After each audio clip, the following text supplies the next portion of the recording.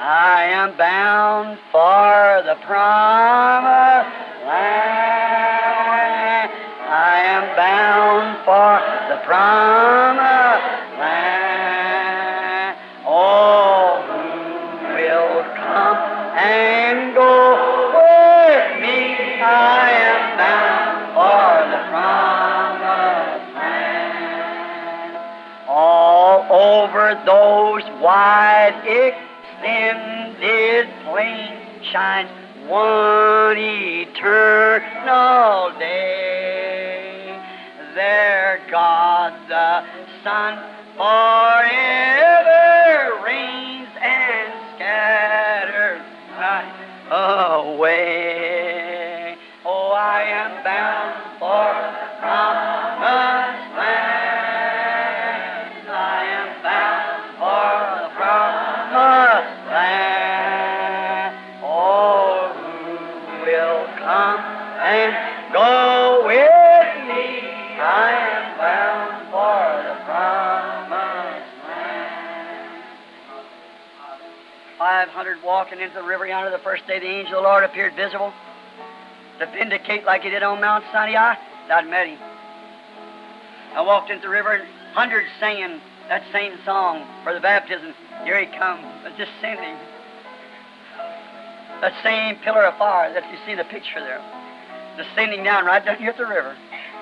And said, as John the Baptist was sent to forerun his first coming, this message will forerun the second coming. Oh, who will come? Go with me. I am bound for the promised.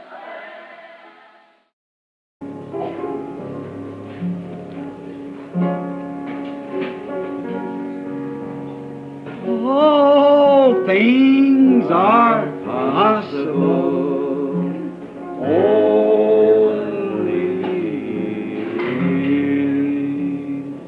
Fear not, little flock, from the cross. Hear heaven,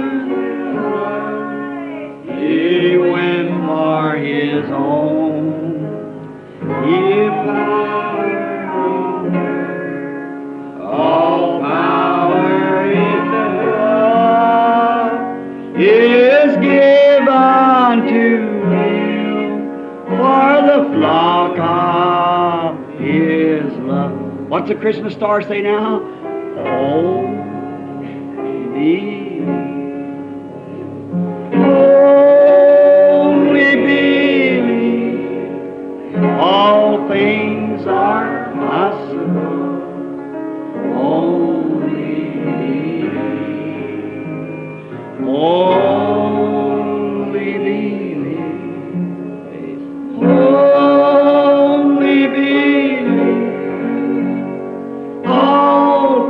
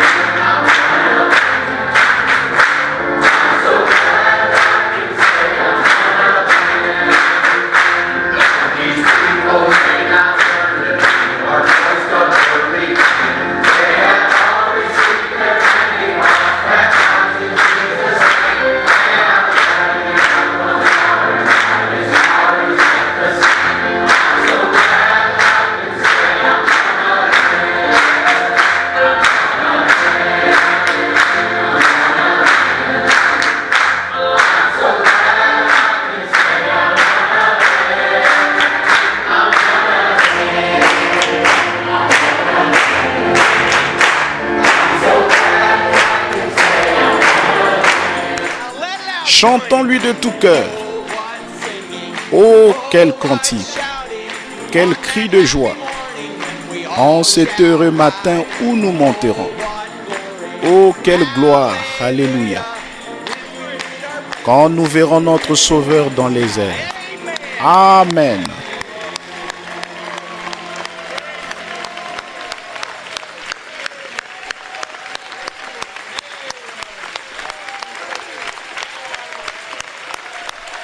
Quel jour! Gloire, alléluia.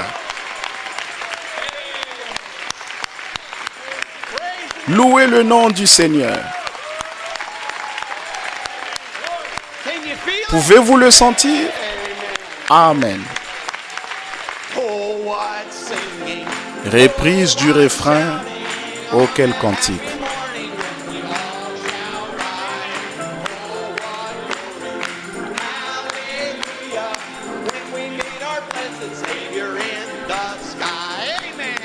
Amen. Louez le Seigneur.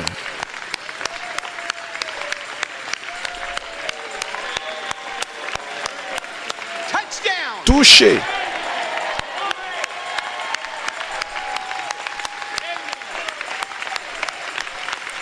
Louez le Seigneur. Vous pouvez vous asseoir. Louez le nom du Seigneur. Êtes-vous heureux d'être ici? Êtes-vous excité? Êtes-vous dans l'expectative? Alors vous êtes à la bonne église. C'est ici l'église. C'est une partie de l'épouse de Jésus-Christ. Aussi, c'est une église dans le monde entier, partout, tous les coins du monde.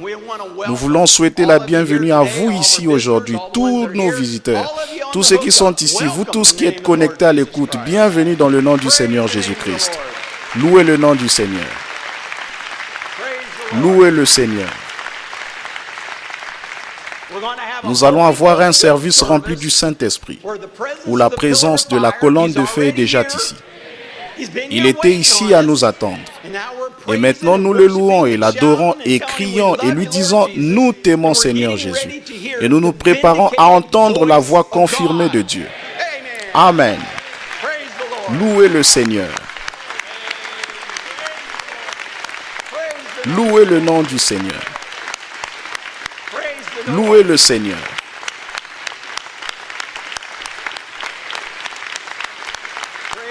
Loué soit le Seigneur, vous pouvez vous asseoir. Ça ne peut pas être mieux que ça. Vous m'avez déjà entendu dire que ces démons me combattent et ne pas dire cela, mais nous sommes ici pour une seule raison, pour écouter la voix de Dieu. C'est ce qui nous amène tous ici. Nous savons que c'est la seule chose qui nous unit, qui nous amène ensemble. C'est cette voix, rien d'autre ne peut le faire. Vous m'aimez et je vous aime tous aussi. Mais nous sommes ici pour ce seul but. Et la raison pour laquelle vous m'aimez, c'est parce que je vous pointe à la voix.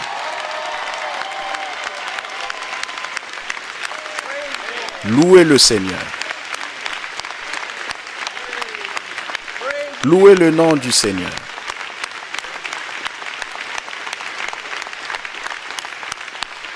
Louez le Seigneur, vous pouvez vous asseoir.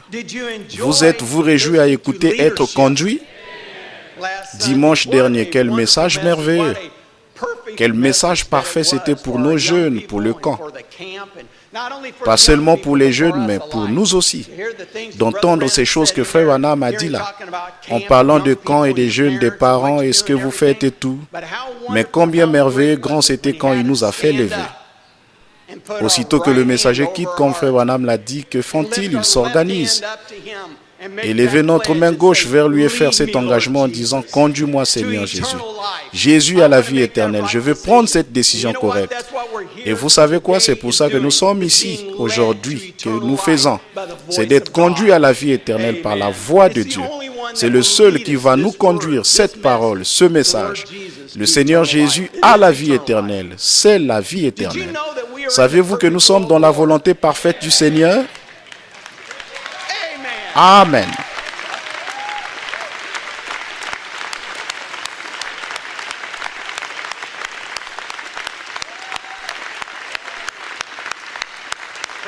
Louez le Seigneur. Vous pouvez vous asseoir. Nous le savons déjà, mais aimeriez-vous l'entendre encore directement de la parole du prophète lui-même? Amen. Nous ne pouvons pas trop l'entendre. Parfois, nous partons d'une bande et c'est étonnant que certaines personnes ne peuvent pas écouter une bande et dire « je n'ai jamais écouté ». Nous l'entendons. Chaque fois que nous jouons une bande, la révélation. Ceci répond à la question une fois pour toutes. Toutes devaient l'être. J'aurais dit ne le dire qu'une fois et ça aurait dit le faire.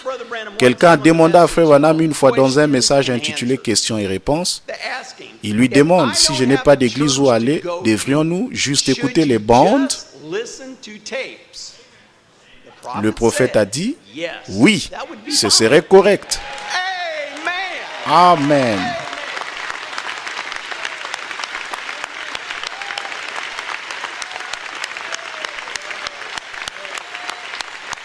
Loué soit le Seigneur.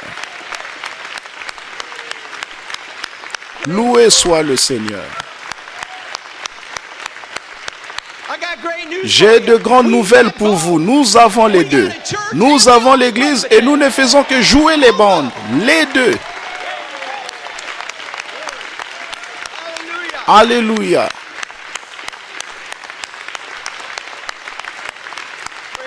Louez le Seigneur, vous pouvez vous asseoir. Aussi, n'écoutez que les bandes, c'est suffisant pour l'épouse de Jésus-Christ. Or, c'est exactement ce qu'a dit. Frère Branham n'aurait pas dit ça à quelqu'un à moins que ce soit suffisant pour eux, pour la vie éternelle. Aussi, nous avons les deux. Ce qui est merveilleux, l'Église, nous n'écoutons que cette voix. Amen. Loué soit le nom du Seigneur. Vous savez, je l'ai dit souvent et ça vaut la peine de le répéter encore. Nous aimons ce message. Nous aimons ce message avec tout ce qui est en nous. C'est la vie, c'est plus que la vie, ce que Frère Branham a dit. Et c'est comme ça que nous pouvons dire que c'est vrai. Ce message est une lettre d'amour à l'épouse de Jésus-Christ. Quand nous entendons les choses que nous entendons, que nous entendons les choses que Frère Branham va nous dire ce soir, que c'est vrai, c'est un message à l'Église, la révélation que nous saisissons. Nous savons exactement ce qu'il est en train de dire. Il parle directement à l'épouse de Jésus-Christ. Excusez-moi. C'est ça. D'autres peuvent ne pas l'entendre. Mais nous l'entendons. Nous entendons cette lettre d'amour. Cette lettre d'amour est spécifiquement l'époux qui parle à l'épouse. Il a dit c'est Jéhovah Dieu qui parle à son épouse. Vous n'écrivez à aucune femme que ce que vous écrivez à votre épouse. J'espère que vous n'écrivez pas à d'autres femmes. Point à la ligne. Nous ne gaspillons pas les choses. Nous ne commettons pas adultère. Spirituellement, naturellement, rien. Nous restons avec la parole. Amen. Loué soit le Seigneur. Louez le Seigneur. Vous savez, le Seigneur, il savait que nous serions unis. Il savait que nous serions ici ce soir à écouter. Que nous serions ici, vous qui êtes connectés à l'écoute, en train de nous suivre. Il savait que vous alliez être là à l'écoute en ce moment. Il savait cela, où que vous soyez, quoi qu'il se passe, il le savait. Il le dit ce soir, vous voulez entendre la parole vivante, ce qu'il vous dit ce soir, nous parlons directement aujourd'hui. Et à cette église et ces bandes, aux gens qui écoutent les bandes et aux gens qui sont connectés à l'écoute à travers différentes parties du pays. Amen. Nous tous, c'est une parole vivante juste là.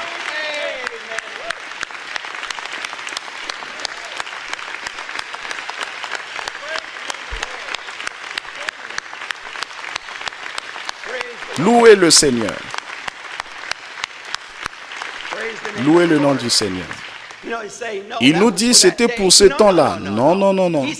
Il a dit et les bandes c'était au futur. Et les gens sur les bandes, les gens qui nous sont connectés, nous sommes toujours à l'écoute. Nous allons entendre ce soir ce qui arriva au jour de David. Ce qui est arrivé, il va nous expliquer ce qui s'est passé. Puis il va aussi nous dire ce qui s'est passé quand ce message était prêché. Ce que cet esprit faisait alors. Et puis il va nous dire ce qui se passe en ce moment. Car ce prophète, il a toujours dit par les ombres des types ce qui s'est passé là-bas dans l'Ancien Testament. Il vous dit ce qui se passe en ce moment aujourd'hui et puis il va vous dire ce qui vient dans le futur et soyez prêts à rester avec cela. Il va nous dire une fois de plus aujourd'hui que c'est le message d'un seul homme. C'est ce qu'il nous dit chaque fois. Rappelez-vous. Rappelez-vous la vision de l'épouse. L'épouse, à ce moment-là, il dit de la garder au pas, parce que l'épouse retirait ses yeux de lui. Elle n'avait plus leurs yeux sur lui. Il a dit qu'elle a commencé à regarder les dénominations, les organisations. Il dit qu'elle les regardait et quand elle en fait, elle se sent égarée. Nous devons garder nos yeux sur ce prophète. Il voulait un nouveau comme l'a fait David. Il voulait un nouveau char. Il voulait le transporter d'une manière différente.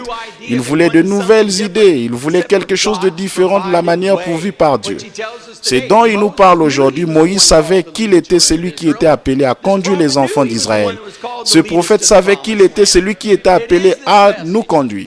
C'est ce message. Puis il a dit, ne mettez pas vos mains sur le char. N'y touchez pas. N'y touchez pas. Amen. Comment savons-nous avec certitude? Avec certitude qui nous devons suivre. Il a dit, il y a 5 règles à suivre dans ce message. Louez le nom du Seigneur. Or, je veux qu'en quelque sorte, vous graviez cela dans votre esprit. Pour garder les commandements de Dieu, pour accomplir une chose juste pour Dieu, pour rendre à Dieu un service correctement, il y a 5 règles à suivre pour servir Dieu correctement. Ça doit être ainsi. Son temps, sa saison, quand il dit que ce sera, et l'homme qu'il a choisi. C'est une partie réellement importante juste là. Et ça doit venir à un groupe? Non. Je vous aime bien. Ô prophète! C'est celui à qui cela vient, ô prophète.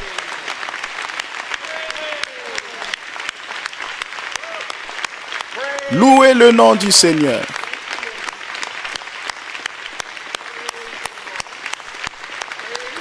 Louez le Seigneur. Amen. Vous pouvez vous asseoir. Il l'a dit. Et le prophète, il y en a plus. J'aime quand Frère Branham dit que quand vous clouez, vous rivez le clou. Et si vous savez ce que river, quelqu'un sait ce que veut dire river le clou? Si vous ne le savez pas, vous devriez le connaître. C'est quand ce clou est planté à travers de l'autre côté, si vous le repliez, il ne peut plus sortir. Il ne peut plus sortir. Il est là pour y rester. Et ce prophète doit être un prophète confirmé. Et voilà. C'est ça.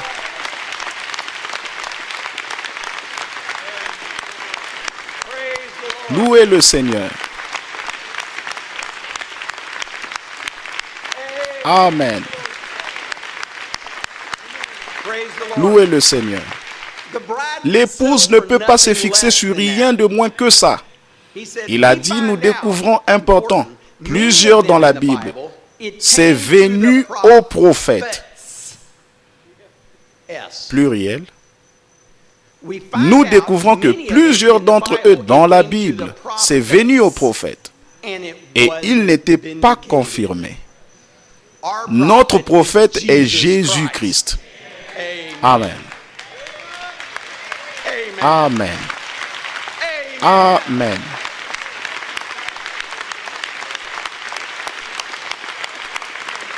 Le Fils de l'homme se révélant à nouveau à la fin des temps. Louez le nom du Seigneur. Louez le Seigneur. Il y a eu plusieurs prophètes au moins, mais un seul était confirmé.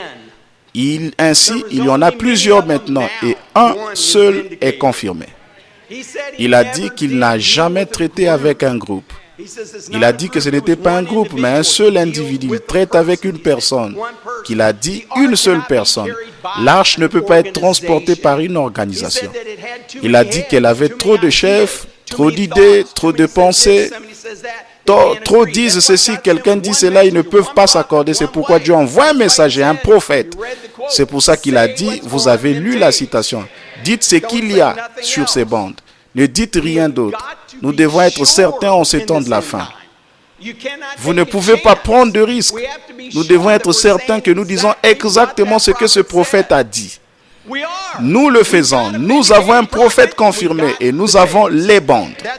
C'est pour ça que nous pouvons dire la même chose exactement à chaque fois.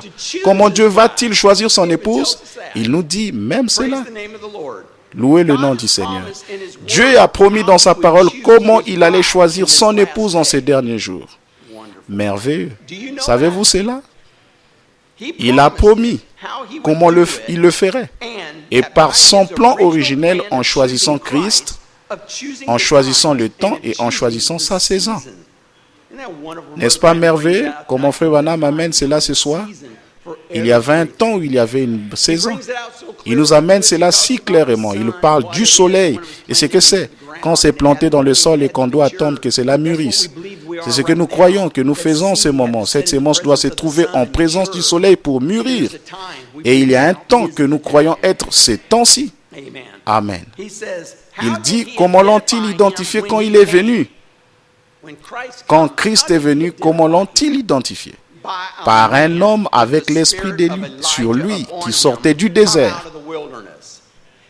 Comment va-t-il identifier son épouse aujourd'hui?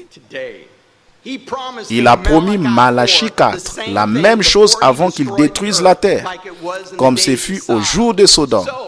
Ainsi, c'est comme cela qu'il appellera son épouse, par Malachie 4. Amen. Amen. Ainsi, nous devons rester. Nous devons rester avec cette épouse et ce message. Ce message doit être identifié directement. Il est même proche. Ils sont inséparables. Frère Branham a dit, vous ne pouvez pas les séparer. C'est impossible de le faire. Et effectivement, c'est très difficile et à ce sujet, je suis très mal compris. Et toute ma vie, j'ai été ainsi, et bien plus. Depuis que je crois que Dieu m'a placé ici. Je ne serais pas ici si je ne pensais pas cela. C'est dur d'être ici. C'est dur d'être ici. Jamais je ne voudrais dire quoi que ce soit. Mais je sais une chose, aussi longtemps que je vous pointe à ces prophètes, mais Frère Branham dit que nous devons faire attention à ce que nous disons. Et je suis mal compris. Et on a dit que je suis totalement contre les ministres et le ministère de la prédication. Et que je crois que c'est mal, c'est faux pour tout ministre ou tout ministère de prêcher. On a dit que je pense que si un pasteur ne joue pas une bande, chaque fois dans leur église qu'ils ont l'esprit de Corée, chaque fois. Je n'ai jamais dit cela. Et je ne dirai jamais cela. Dieu sait qui l'est et qui ne l'est pas. Mais ce prophète nous a dit que cet esprit serait vivant en ces jours-ci. Il a dit qu'il reviendrait et que ça se répéterait. Je mets devant vous que nous croyons ce message. Nous croyons au fait de jouer les bandes. Mais je n'ai jamais dit ça contre les ministres ou contre le ministère. Je crois qu'il y a des hommes serviteurs de Dieu appelés de Dieu partout dans le monde. Frère Branham dit qu'il y a des prédicateurs, des enseignants, des apôtres, des prophètes, des pasteurs que Dieu a mis dans l'Église. Mais comme j'ai dit au frère l'autre soir, il a dit, transportez cette parole sur les épaules des Lévites. Il a transporté. Transportons le message. Mais ici, l'épouse, nous pouvons écouter ce message. Et nous croyons un peu différemment. Mais ils aiment ce message et ils croient ce message tout comme nous. Frère Branham dit, j'aimerais mieux être droit dans mon esprit et faux dans ma doctrine plutôt que droit dans ma doctrine et faux dans mon esprit. Nous devons avoir le bon esprit. Ainsi, si vous dites cela, si j'ai dit cela, que Dieu me pardonne. Si vous avez dit cela ou dites cela, que Dieu vous pardonne, vous ne devrez pas dire cela. Ils ont dit cela du temps de Frère Branham. Au sujet d'aller chez les oiseaux noirs, de voir les oiseaux noirs, il a dit, ne dites pas cela. Amen. Ainsi, nous ne disons pas cela et j'espère que mes frères ministres qui sont au dehors savent que je ne peux pas dire cela. Chaque homme, chaque femme, chaque enfant, chaque ministre, chacun doit décider pour lui-même ce qu'est la volonté de Dieu dans leur vie. Ils doivent choisir pour eux-mêmes ce qu'ils veulent faire, ce qu'ils croient. Ils doivent regarder dans cette parole et voir ce que dit la parole. Et ensuite, ils doivent prendre cette décision pour eux-mêmes. Je ne suis responsable que pour cette église-ci. Et ceux qui sont à l'écoute et qui sont connectés, si vous voulez écouter en étant connectés, ce sont les seuls dont je suis responsable, car ils écoutent ce que nous croyons. Or, je vais laisser le prophète le dire pour nous. Et pour moi, simplement ce que nous croyons et que nous voulons. Et nous n'en retranchons rien. Et nous n'y ajoutons rien. Nous le laissons simplement de la façon que le Seigneur l'a dit. Amen.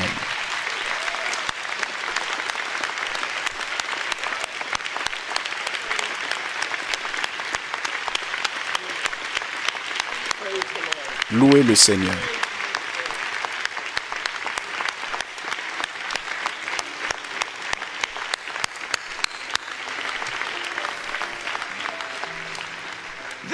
C'est ce que je crois. Le Seigneur l'a prononcé, nous l'avons enregistré, nous le faisons maintenant jouer. Ainsi, ça le garde exactement de la façon qu'il a dit. C'est ce que nous croyons. Exactement.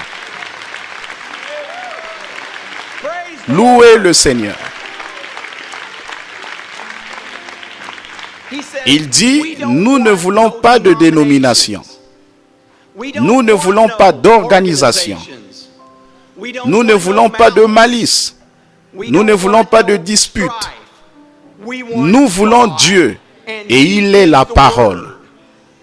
Ainsi, nous ne voulons pas de dispute. Nous ne voulons pas de malice. Nous voulons la parole. Nous voulons les bandes. Nous voulons l'Esprit de Christ. Il s'est fait tard pour ne dire que ce que ce prophète a dit. Et il nous dit ce soir, ne dites que ce qu'il y a sur ces bandes. Et la seule façon que nous croyons d'être sûrs, c'est de rester seulement avec ce message. De rester seulement avec ce que ce prophète a dit. Et en tant que je dis cela, du haut de la chair, je sais que c'est la volonté de Dieu. Parce que c'est la parole de Dieu. Vous devez choisir comment vous voulez fonctionner. Mais pour moi et ma maison, nous écouterons les bandes.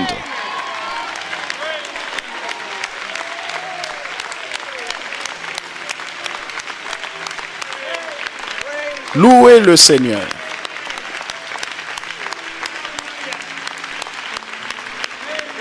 Louez le nom du Seigneur. Louez le Seigneur. Inclinons juste nos têtes. Nous t'aimons, Seigneur Jésus. Nous te remercions pour ce message. Nous te remercions pour ce messager que tu as envoyé. Un prophète puissant, dont les paroles même étaient si importantes que tu en faisais écho au ciel. Quel temps que celui dans lequel nous vivons, Seigneur, d'être privilégiés. Vraiment, tu l'as prononcé. Tu nous as permis de l'enregistrer pour que nous puissions l'écouter. Ainsi, ça ne changerait pas. Les hommes changent, les idées changent. Nous savons qu'il y en a que Dieu, il y en a de ceux-là que Dieu a appelés, qui pointent et qui disent seulement ce que ce prophète a dit. Mais Seigneur, tu sais que nous croyons qu'il nous faut écouter ce message. Nous croyons qu'il n'y a pas de temps plus grand que lorsque l'époux s'assemble et s'unit pour écouter cette parole. Et que cette grande onction descend. C'est au point que le prophète, quand il a parlé, il a dit, Trinidad ou l'un des endroits où il faisait jouer les sceaux, il a dit que cette même colonne de feu est entrée, se déplaçant au-dessus de cette bande. Nous croyons que chaque fois que nous appuyons sur play, que ce soit dans ce bâtiment ou ailleurs, quand vous rassemblez l'épouse, d'une seule pensée, d'un même accord, il les unit ensemble. Et là, le Saint-Esprit tombe sur eux. La plus grande onction qui soit est d'être assis sous le ministère d'Élie, le message de l'heure. Et c'est ce que nous croyons que c'est. Nous croyons qu'il est ici avec nous aujourd'hui. Nous voyons que le temps est proche et nous t'aimons, Seigneur Jésus. Vraiment, nous pouvons dire que nous sommes dans la présence du Tout-Puissant, Roi des rois. Amen. Souhaitons-lui la bienvenue.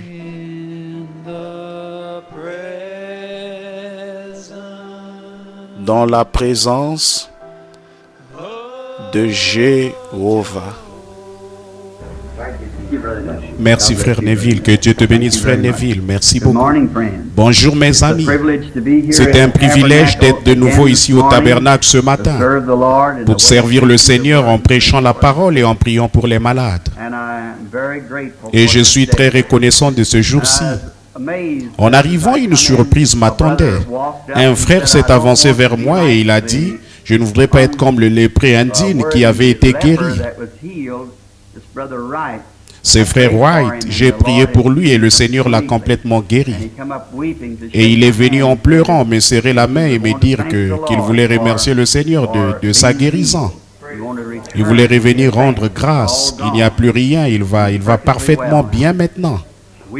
Nous sommes reconnaissants de ces témoignages. Et Charlie, toi et frère Jeffrey, si vous voulez, vous pouvez venir prendre un siège ici sur l'estrade. Vous êtes plus que les bienvenus comme ça, vous n'aurez pas à rester debout. L'autre frère là-bas et frère Wood, vous n'avez qu'à monter ici, vous. Il y a un peu quelques places ici sur le banc. Comme ça, vous n'aurez pas à rester debout. Je crois qu'il y a quelques places ici. Et oui, vous seriez plus que les bienvenus. Venez prendre ces sièges. Nous sommes dans la joie aussi. Je crois qu'il a été dit une fois, je suis dans la joie quand on me dit, que Dieu vous bénisse frère. Merci, merci, merci. Je suis dans la joie quand on me dit, allons dans la maison de l'Éternel. C'est le privilège du chrétien. Et c'est une joie pour lui d'aller à la maison de l'Éternel. En regardant un peu partout et en voyant tant de mes amis ici ce matin, je suis vraiment ravi. Je suis content de voir frères et sœurs Dodge ici de l'Olio. Je vois frères et sœurs Armstrong là-bas au fond qui ont fait le trajet depuis l'Olio. Que Dieu vous bénisse aussi. Et oh, en regardant un peu partout, on voit tant qu'il serait difficile de les nommer tous. Sir Over du Kentucky, nous sommes contents de vous voir ici ce matin. Et Charlie et Nelly, frère Jeffrey et sa famille, et tant d'autres qui sont de l'extérieur de la ville. Alors ce matin, nous nous attendons à passer des moments merveilleux dans le Seigneur. Nous attendons à ce que Dieu nous rencontre pour bénir nos âmes et nous donner les choses dont nous avons besoin. En promenant les regards sur l'auditoire, si je nommais tous mes amis qui sont ici, j'en aurais pour la plus grande partie de la matinée à mentionner le nom de chacun. Ça me réjouit d'être de retour à l'église, de voir tous les gens qui sont présents, d'avoir l'occasion de rencontrer. Qu'est-ce que ce sera quand nous arriverons au ciel et quand nous nous rencontrerons là-bas pour ce grand temps de communion éternelle sans fin? Réunis autour du trône de Dieu, à partager les bénédictions même qui nous étaient si chères à tous. Là, nous serons faits à sa ressemblance et à son image, avec son esprit sur nous pour l'adorer et le servir pour toute l'éternité sans jamais nous lasser. Réfléchissez de tout ce que vous aimez faire. Il n'y a rien à quoi vous puissiez penser dont il ne vous arrive pas à un moment donné de vous lasser. Charlie, je pense que toi et moi, nous avons chassé l'écureuil. De ce que nous aimons faire, c'est ce que nous avons fait le plus dans cette catégorie-là. Mais tu sais, on finit par s'enlacer. Et j'aime faire des randonnées, aller dans les montagnes, faire des randonnées, mais parfois, je m'en lasse, on a envie de faire autre chose. Et j'aime conduire. Parfois, je me sens fatigué, épuisé, les nerfs à fleur de peau. Alors, je saute dans ma voiture et je prends la route, les mains sur le volant, je roule en chantant. Je suis si heureux de dire, je suis l'un d'entre eux. Ou quelque chose comme ça, les mains attachées au volant, je chante, je tape du pied, je pousse les cris. Eh bien, au bout d'un moment, je me lasse de ça. Et alors, je rentre à la maison faire autre chose. Mais quand nous nous mettrons à adorer Dieu dans ce nouveau royaume, il n'y aura pas un seul instant de fatigue. Ce sera simplement toujours une bénédiction, simplement sans fin. Mais naturellement, à ce moment-là, nous serons changés, nous ne serons pas comme nous sommes maintenant. Nous serons différents des créatures différentes de ce que nous sommes en ce moment. Alors, nous sommes heureux. J'étais en train de penser, je ne sais pas si j'ai déjà enregistré ceci ou pas. Frère Charlie, il y a quelque temps, j'étais avec lui dans le Kentucky et il m'a dit, Frère Branham, est-ce que tu penses que dans le millénium, toi et moi, nous allons chasser l'écureuil? J'ai dit, je ne le pense pas, Charlie. Il a dit, mais nous aimions tellement ça. Il a dit, est-ce que tu penses que nous le ferons quand nous serons dans le millénium? J'ai dit non, dans le millénium, rien ne sera tué. Et il a dit, mais nous aimons tellement ça. J'ai dit, Charlie, qu'est-ce qui se passerait si j'arrivais à te convaincre qu'à un moment donné, tu avais été un porc et que tu t'étais élevé jusqu'à devenir un être humain? Est-ce qu'un jour tu voudrais retourner jouir des plaisirs d'un porc? Il a dit non. J'ai dit, tu vois, tu serais tellement supérieur au porc. Maintenant que tu es un humain, tu ne voudrais plus redevenir un porc. J'ai dit, maintenant, multiplie ça par 10 000. Et c'est ce que tu seras quand tu auras été transformé de ce que tu es ici à ce que tu seras. Tu ne voudras plus jamais redevenir un humain. C'est vrai, ce sera quelque chose de différent. Je suis si heureux rien que d'y penser, de savoir qu'un jour, nous monterons plus haut. Bon, maintenant, si le Seigneur le veut, dimanche prochain, c'est-à-dire Ensuite, je vais partir pour le Wyoming avec un bon ami ou dans l'Idaho avec un bon ami à moi. Frère Minor Argonbright, Frère Clet Sumner, les hommes d'affaires chrétiens. La semaine prochaine, la suivante, c'est-à-dire le 7, je dois être à Dallas, au Texas, à la convention de la voix de la guérison. Et je dois prêcher le 7 au soir. Et de là, je repartirai pour aller dans l'Idaho, être avec frère Argonbright et les hommes d'affaires chrétiens. J'aurai peut-être un soir à Minneapolis, avant que nous repartions. Et puis, il y a un petit déjeuner des hommes d'affaires chrétiens. Si le Seigneur le veut, dimanche matin prochain, je vais être de retour ici au tabernacle. Et si ça m'est permis, et que ce soit la volonté du Seigneur, je voudrais parler sur le sujet du tourbillon dans le vent, si le Seigneur le veut. Et l'autre matin, très tôt, vers 4 heures du matin, je me suis réveillé. Et j'ai eu cette pensée. Ce jour-là, sur le calvaire. Et je vais parler là-dessus ce matin. Ce jour-là, sur le calvaire. Et maintenant, pour la lecture, prenons maintenant dans nos Bibles, dans l'Écriture, l'évangile de Matthieu au chapitre 27. Et à partir du verset 27, nous lirons au bout de ce passage de l'Écriture pour avoir notre toile de fond. Puis nous commencerons tout de suite après, et après le service de prédication, alors nous prierons pour les malades. Et depuis la dernière fois que j'étais ici, où j'ai simplement rappelé les grandes lignes de mon nouveau genre de ministère, j'ai reçu plus de témoignages au sujet de cette réunion-là que j'en ai reçu depuis longtemps. Il y a quelque chose là qui fait qu'il faut entrer en contact avec la personne, peu importe combien le surnaturel a pu être montré. Mais voyez-vous, la guérison doit reposer sur la foi de l'individu. Maintenant, si l'individu a la foi, et si on voit par exemple le Saint-Esprit se déplacer sur l'auditoire et dire telle et telle chose sont arrivées, et vous appelez un tel et vous venez de tel endroit, et vous avez fait telle chose, et ça se passera de telle manière, et de voir tout ça arriver exactement de cette manière-là, pourtant l'individu qui est là, il devrait lever les yeux et dire, ça ne peut être que Dieu, j'accepte ma guérison. Mais au lieu de ça, l'individu dit, imposez-moi les mains à moi et priez pour moi pour que moi je sois guéri. Mais c'est ce qui nous est enseigné ici en Amérique, et alors de croire ça. Et c'est conforme aux Écritures, certainement. Par contre, là, nous voyons qu'en Afrique et dans différents endroits, que quelque chose comme ça se produise. Et tout l'auditoire va tendre les bras en même temps. Et ils vont accepter leur guérison parce qu'on ne leur a rien enseigné. Vous voyez, on ne leur a même pas enseigné la guérison. Et alors, quand ils voient ça, ils reconnaissent qu'il y a un Dieu vivant. Et s'il est vivant, il est suprême et il guérit. Et avec ça, ça y est. Parce que la base est déjà posée. Les fondements qu'il est un guérisseur et qu'il guérit les gens. Puis, quand il voit sa présence œuvrer à travers son église, Alors il dit, ça règle la question, c'est tout ce qu'il nous faut.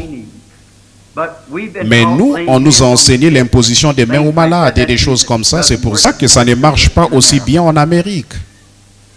Maintenant, souvenez-vous, dimanche matin prochain, si le Seigneur le veut, naturellement, frère Neville en fera l'annonce. Ce sera le tourbillon dans le vent. Maintenant, je vous ai donné un peu de temps pour prendre Matthieu 27 dans les Écritures. Commençons à lire au verset 27 de l'évangile de Matthieu. Maintenant, écoutons attentivement la lecture.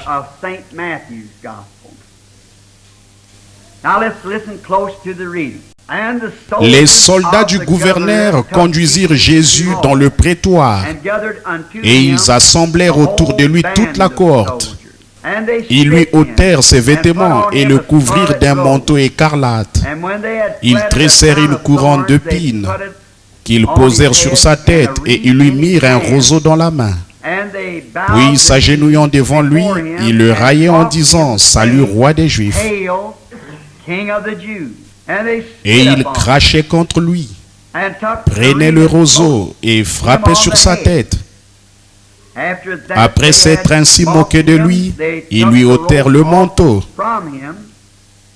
lui remirent ses vêtements et l'amenèrent pour le crucifier.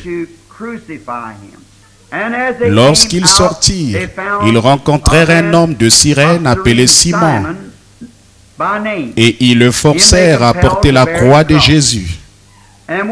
Montés, arrivés au lieu nommé Golgotha, ce qui signifie lieu du crâne, et ils lui donnèrent à boire du vin mêlé de fiel. Quand il eut goûté, il ne voulut pas boire. Après l'avoir crucifié, ils se partagèrent ses vêtements et tirèrent au sort, afin que s'accomplisse ce qui avait été annoncé par le prophète. Ils se sont partagés mes vêtements et ils ont tiré au sort ma tunique. Ils s'assirent et le gardèrent. Pour indiquer le sujet de sa condamnation, on écrivit au-dessus de sa tête, « Celui-ci est Jésus, le roi des Juifs. » Avec lui furent crucifiés deux brigands, l'un à sa droite et l'autre à sa gauche. Les passants l'injuriaient et secouaient la tête en disant, « Toi qui détruis le temple et qui le rebâtis en 3 jours, sauve-toi toi-même. Si tu es le Fils de Dieu, descends de la croix. » Les principaux sacrificateurs, avec les scribes et les anciens, se moquaient aussi de lui et lui disaient, « Il a sauvé les autres et il ne peut se sauver lui-même. S'il est roi d'Israël, qu'il descende de la croix et nous croirons en lui. » S'il s'est confié en Dieu, que Dieu le délivre maintenant s'il veut le sauver, car il a dit, « Je suis le Fils de Dieu. » Les brigands crucifiés avec lui l'insultaient de la même manière. Depuis la 6e heure jusqu'à la 9e heure, il y eut des ténèbres sur toute la terre. Et vers la 9e heure, Jésus s'écria d'une voix forte, « Eli, Eli, lama sabachthani » c'est-à-dire, « Mon Dieu, pourquoi m'as-tu abandonné ?» Quelques-uns de ceux qui étaient là, l'ayant entendu dire, « Il appelle Élie. » Et aussitôt l'un courut prendre une éponge qu'il remplit de vinaigre, et l'ayant fixée à un roseau, il lui donna à boire. Mais les autres disaient, « Laisse, voyons si Élie viendra le sauver. » Jésus poussa de nouveau un grand cri et rendit l'esprit. Et voici, le voile du temple se déchira en deux, depuis le haut jusqu'en bas. La terre trembla, les rochers se fondirent, les sépulcres s'ouvrirent, et plusieurs corps des saints qui étaient morts ressuscitèrent. Étant sortis du sépulcre après la résurrection de Jésus, ils entrèrent dans la ville sainte et apparurent à un grand nombre de personnes. Le centenier et ceux qui étaient avec lui pour garder Jésus ayant vu le tremblement de terre et ceux qui venaient d'arriver furent saisis d'une grande frayeur et dirent, « Assurément cet homme était Fils de Dieu. » us bow our heads. Courbons la tête un petit instant pour prier. Lord, Seigneur, we know that nous thou savons art que tu God, es Dieu. and it- Et after c'est là, reading this sacred and après avoir holy lu word, cette parole sainte et sacrée, we can still nous see pouvons that your encore voir nature que has ta not nature n'a changed. pas changé. You are always Tu God, es toujours Dieu. and it seemed like Et il that semblait que Jésus n'allait recevoir aucun was not secours, going to have any help, that he was taken by qu'il était wicked tombé hands aux and mains was des impies, hacked to et on l'avait pieces mis and en pièces. spit upon On lui avait and craché mocked, dessus. hanging on On the s'était cross, moqué de lui. bleeding, dying, Et il était suspendu à la and it croix, seemed like there was ensanglanté, no help mourant. nowhere. Et il semblait qu'il n'y avait aucun secours de nulle part, au point qu'il s'est même écrié, « Mon Dieu, pourquoi m'as-tu abandonné ?» But you act Mais tu agis au moment où rien d'autre ne peut agir. We are Nous avons appris, given to Seigneur, know, Lord, que si nous avons des rivières que nous ne pouvons traverser, que si nous avons des montagnes infranchissables, Dieu est spécialiste des choses que les autres ne peuvent pas faire. Tu es un spécialiste à l'œuvre. En effet, tu connaissais la raison d'être de ce jour-là au calvaire. Toi, en étant Dieu, celui qui est infini, tu savais que cette heure devait venir. Mais une fois qu'elle a été accomplie, alors tu as montré que tu étais Dieu. Tu as montré qui était le maître. Tu as ébranlé la terre, et les saints qui dormaient dans le sol sont ressuscités. Tu as obscurci le soleil dans la nuit, comme dans les ténèbres de la nuit, pour montrer que tu étais Dieu. Mais tu avais semblé être silencieux si longtemps. Tirons-en donc cette conclusion. Aussi longtemps que nous marchons selon l'Esprit, conduit par la main de Dieu, peu importe si ça semble aller mal, toutefois nous faisons face au calvaire. Dieu parlera à l'heure voulue, au moment voulu. Maintenant, Dieu notre Père, nous te demandons de bien vouloir pardonner nos péchés et nos offenses. Nous demandons la conduite de ton esprit. Conduis-nous comme la colombe a conduit l'agneau. Permets que nous soyons obéissants face à tout ce qui peut nous arriver, en sachant ceci, que Dieu fait concourir toutes choses au bien. Alors nous savons que tout ira bien. Sois avec nous aujourd'hui pendant ce service. Nous te prions de sauver ceux qui peuvent être sauvés, qui cherchent le salut. Remplis de la vie éternelle ceux qui la cherchent. Nous te prions de guérir ceux qui sont malades et affligés, qui sont venus chercher la guérison. Et nous te louerons pour cela. Nous le demandons au nom de ton Fils, notre Sauveur Jésus-Christ. Amen.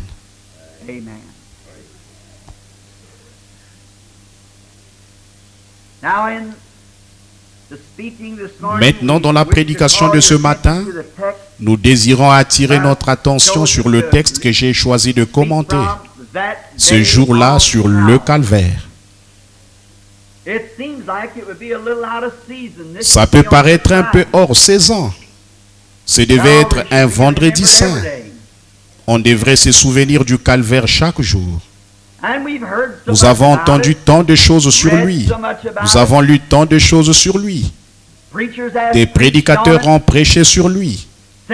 Depuis le commencement du temps, des chanteurs l'ont chanté tout au long des âges. Des prophètes l'ont prédit 4000 ans avant qu'il arrive. Et les prophètes d'aujourd'hui indiquent aux gens le moment où il s'est déroulé. C'est un jour tellement important. De tous les jours que Dieu a fait poindre sur la terre, c'est un des jours les plus importants. Et s'il est à ce point important pour la race humaine, le calvaire, je pense qu'il est bon pour nous de retourner en arrière et de l'examiner, de voir ce qu'il signifie au juste pour nous. En effet, je suis certain qu'en cette heure tardive où nous vivons, nous désirons connaître le plus de choses possibles sur l'importance de Dieu. Tout ce que nous pouvons découvrir, nous sommes ici pour apprendre ça. pour voir ce qui est pour nous et ce que Dieu a fait pour nous et voir ce qu'il a promis de faire pour nous. Et c'est pour ça que nous venons à l'église. C'est pour ça que le prédicateur prêche. C'est pour ça qu'il étudie et qu'il médite l'écriture et qu'il cherche l'inspiration. C'est parce qu'il est un serviteur au service du peuple de Dieu.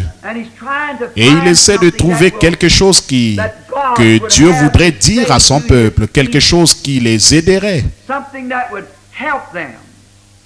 Il se pourrait peut-être que ça les condamne dans leurs péchés, mais ça les aiderait à se relever, afin qu'ils abandonnent leurs péchés et qu'ils se relèvent pour servir le Seigneur.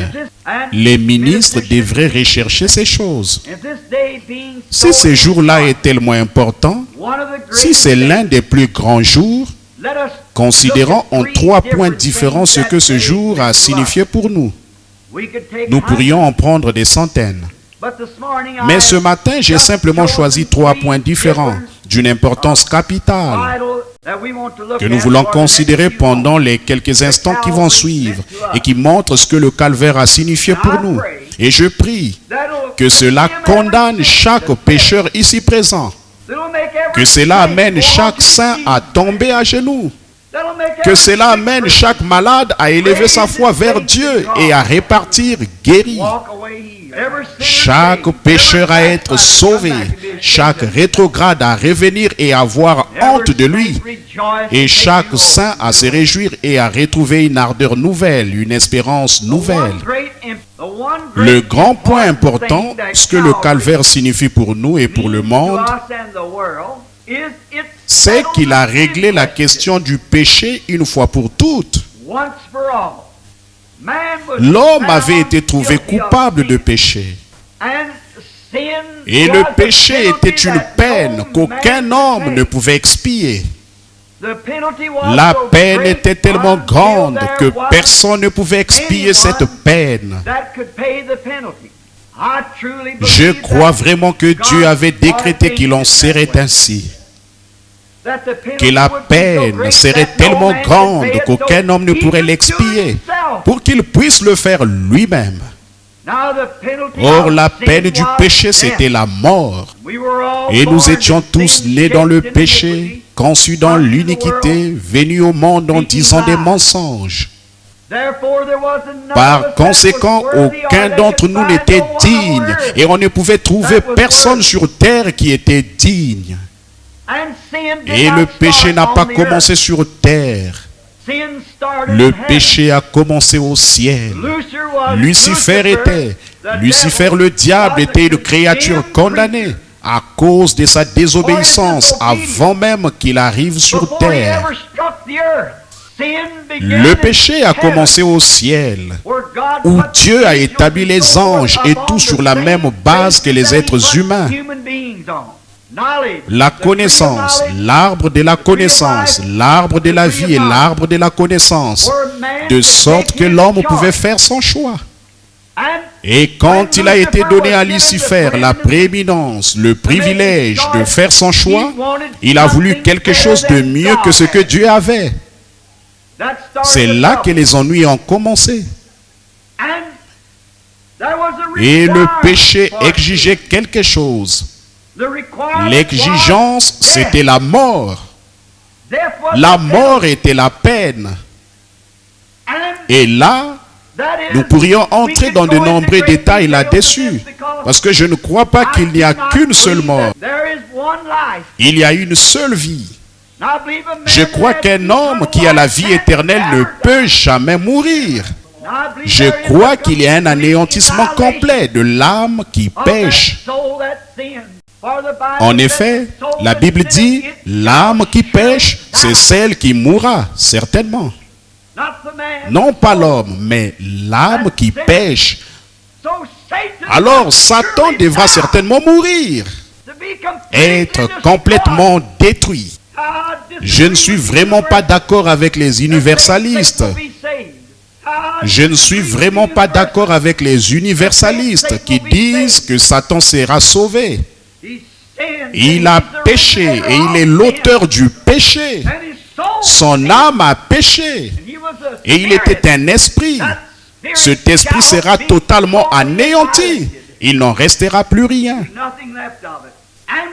Et quand le péché est arrivé sur terre, là-bas au commencement, comme un voile d'obscurité tombé des cieux, il a littéralement paralysé la terre. Il a précipité dans l'esclavage toutes les créatures de la terre et toute la création de Dieu.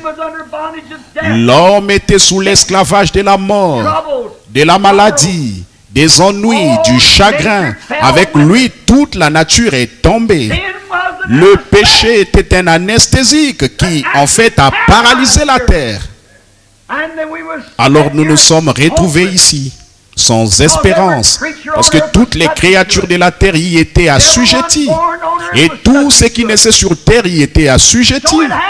Alors il fallait que ça vienne d'un lieu où le péché n'existait pas. Ça ne pouvait pas venir de la terre. L'un de nous ne pouvait pas racheter l'autre. Il fallait que ça vienne de quelqu'un d'autre. Donc, quand l'homme s'est rendu compte qu'il était séparé de son Dieu, il est devenu un vagabond.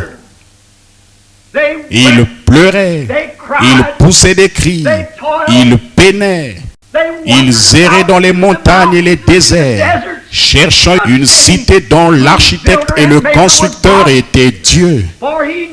En effet, il savait que s'il revenait un jour dans la présence de Dieu, il pourrait en discuter avec lui. Mais il n'y avait pas de moyen de revenir. Il était perdu. Il ne savait pas de quel côté se tourner.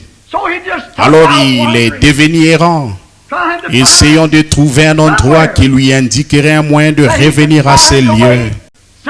Il y avait quelque chose à l'intérieur de lui qui lui disait qu'il venait d'un lieu qui était parfait. Il n'y a pas une seule personne ici, parmi les auditeurs visibles de ce matin ou parmi les auditeurs de cette bande magnétique, partout où elle ira, dans le monde entier. Il n'y a personne, ni ici, ni ailleurs, qui ne cherche cette perfection. Vous payez vos factures et vous vous dites ça va régler le problème. Quand vous avez payé vos factures, alors quelqu'un de votre famille tombe malade. Quand ça va mieux du côté maladie, alors vous avez d'autres factures à payer.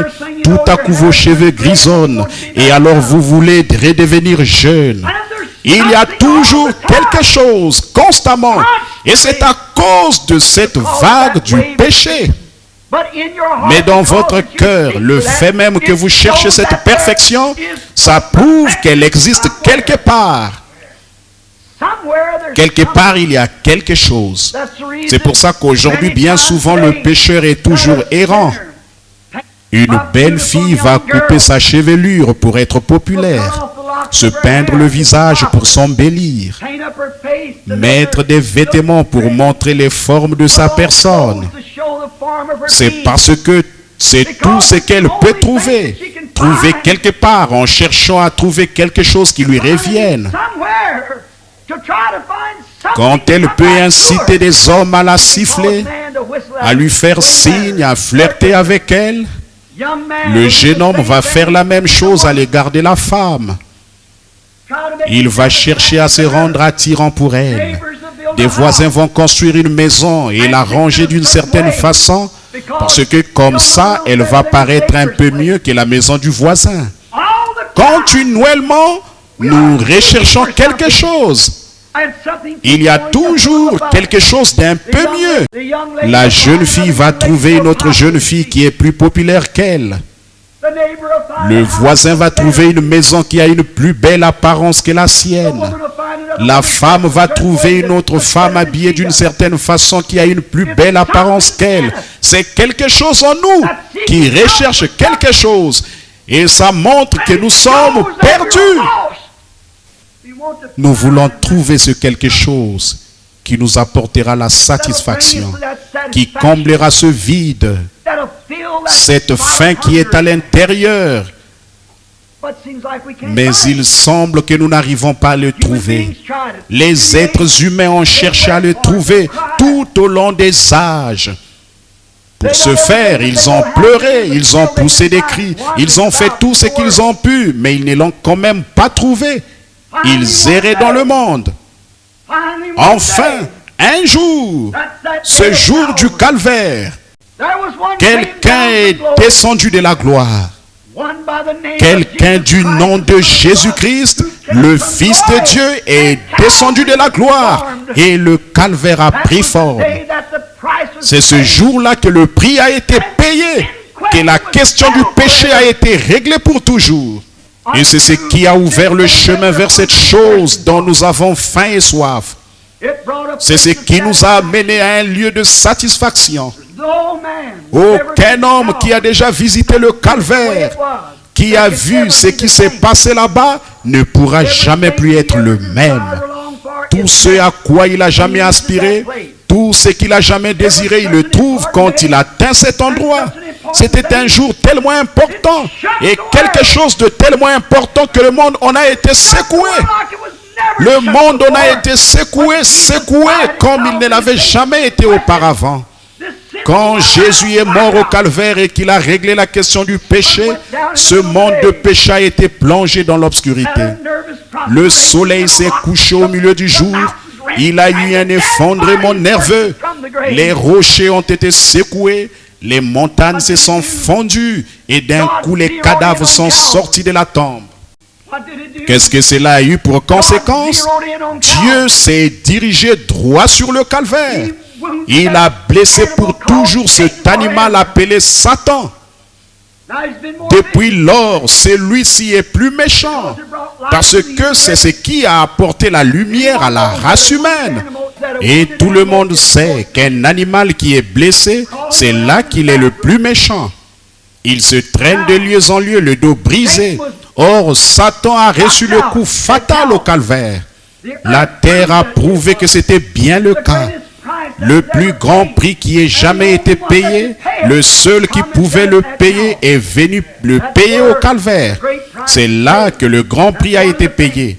Voilà un des points. Dieu avait exigé ça. Aucun homme n'en était digne. Aucun homme n'en était capable. Aucun homme ne pouvait le faire. Alors Dieu est venu lui-même. Il s'est fait homme. Il a vécu une vie humaine, sujette au désir humain. Et il a été crucifié au calvaire. Et là, alors que Satan pensait qu'il ne le ferait pas, qu'il n'irait pas jusqu'au bout, il a supporté Gethsemane, toutes les tentations que n'importe quel homme a jamais supportées. Il a supporté tout ça exactement comme tous les hommes, mais il a payé le prix. Et c'est ce qui a plongé la terre dans l'obscurité.